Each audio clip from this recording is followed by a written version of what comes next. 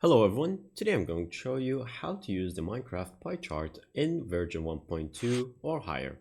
Make sure to watch the video to the end, not to miss any important details. Like and subscribe.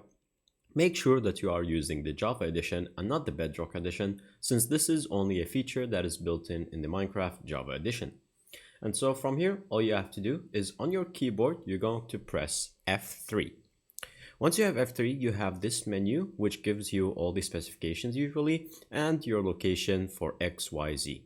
And so you can see in the bottom, there's a word that says debug charts, F3 plus 1. And so once you have that, all you have to do is to simply click on F3 and plus 1 together. And there you go. Now you have the pie chart. To use it more well, you can then press on any number to expand on it. So first render. And it will show you exactly what is in the contents of it, and then you can go more and more towards it. And then if you would like to go back, then simply click on 0 and it will take you back, and you can then just use it fully and analyze it. And that's pretty much it. Thank you guys for watching. See you next time. Bye bye.